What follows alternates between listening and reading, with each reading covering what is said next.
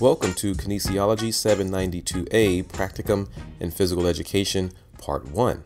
And in this presentation, I'll review the syllabus for the course and highlight some important areas to give your attention to.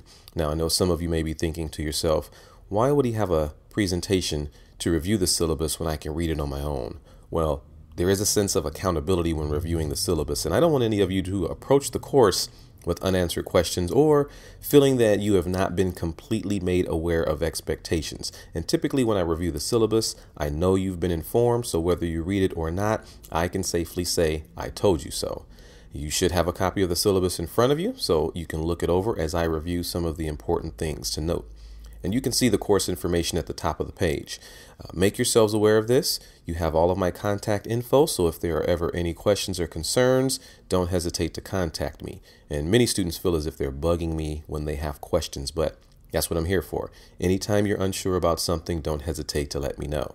Now, you can reach me by email or at my office. Now, my on-campus office hours do vary, and I may be in class, so I'll leave a message if I don't answer.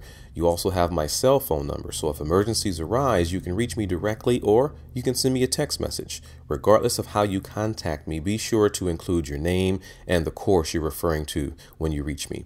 There's also the Q&A form within Moodle, which is there for you to post questions to. And this is important to use because everyone can view it and everyone can post a response to any questions there. So I encourage you to post your questions related to the course within that Q&A form. I do check the form frequently, but other students may be able to answer a question before I get there, or they may share the same question. So feel free to post or be patient until I can respond to a question that's listed there. If you do have a personal question or a question that you don't want others to see, send it to me as an email attachment.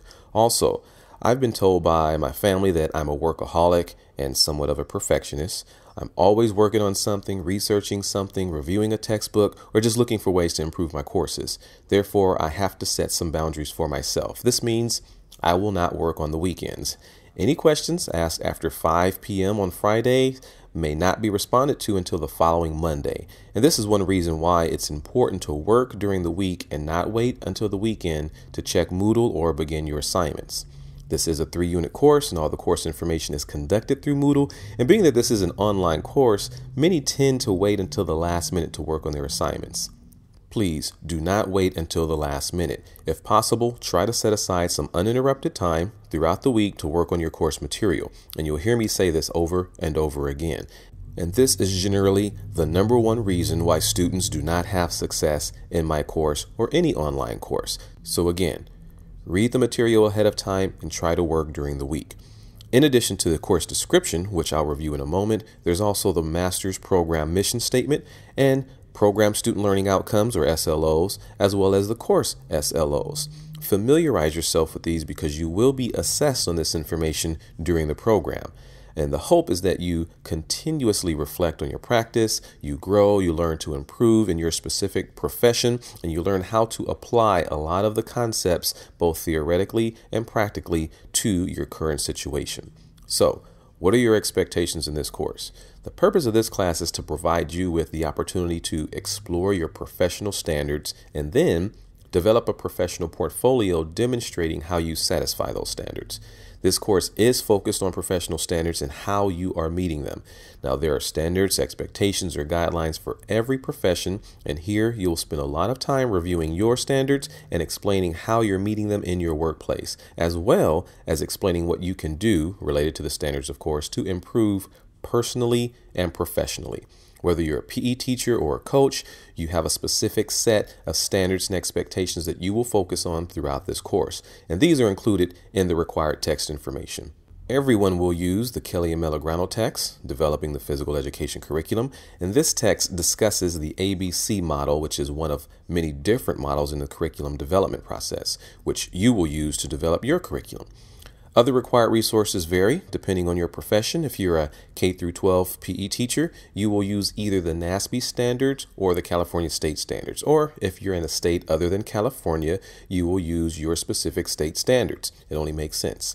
If you're a coach, meaning 80% of your salary is paid for coaching duties, you will use the NASB standards for coaching. Now, many PE teachers are also coaches. So if your main position is teaching, meaning that you were specifically hired to be a teacher, you will use the NASB or state standards. However, if you were specifically hired to be a coach, of course, you will use the NASB standards for athletic coaches. If you're an athletic trainer, you'll use the 8 practice standards and the 6 codes of professional responsibility found in the BOC standards of professional practice. If you're in strength and conditioning, you will follow the 9 standards written by the National Strength and Conditioning Association. And these last 2 sources are posted in Moodle, but they can also be accessed through the web. So be sure you identify the correct course information to obtain and use throughout the class. Now, let's take a look at some of the required assignments. All master's level courses contain what's considered a signature assignment, and this is one of the most important assignments in the course. And this is to directly assess your ability to satisfy the program and student learning outcomes. The signature assignment for this course is your content standard portfolio. We'll discuss more about this in a moment, and there will also be a podcast reviewing this assignment as well. As you see, there are 3 groups of assignments, and there are actually 7 assignments total. You'll have 3 portfolios, which you will submit about 1 month each. And there is a description of your portfolio assignment in Appendix A of the syllabus, in addition to a podcast presentation on how to properly develop it. Read the posted information and listen to the presentation. Many of your questions can be answered through one or both of these means. There's also a grading rubric for this assignment provided, so you can check your completed portfolio with the rubric before submitting it for grading. So be sure you spend a significant amount of time developing this portfolio and meeting all the required expectations. Now, in the weeks between submitting your first, second, and third portfolio, you will also submit progress reports. And there is a description and the expectations of your progress reports included in Appendix B of the syllabus. And the major purpose of this is to have some form of accountability as you progress and move along through the course. And I found that if there's no form of accountability, procrastination and complacency usually takes over, and poor work is always submitted, resulting in a poor grade. Finally, you have your reflection paper due at the end of the course, and you can find a description of this assignment in Appendix C of the syllabus. All assignments will be submitted through Moodle by usually 11:55 p.m. on the required due date, and although the majority of the due dates are on Sunday evenings, others may vary, so be sure you always check the course schedule of the syllabus to find out when the assignments are actually due.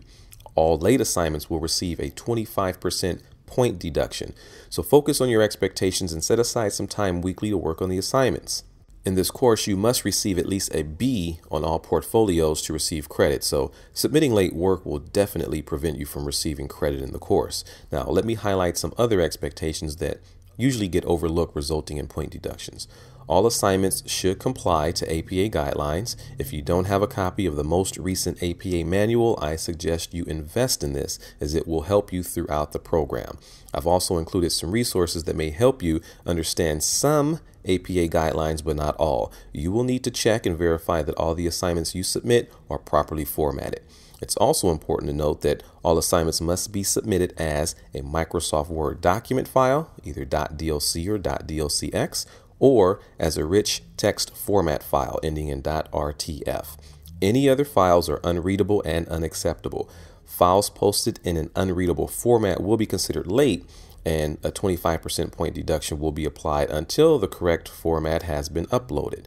Be sure you check your Campus Cruiser email on a daily basis, especially Monday through Friday. Check the Moodle class site at least every other day, because I'll communicate important things about the class through one or both of these means, and you are held accountable for any class information, any announcements or updates that I place through one of these.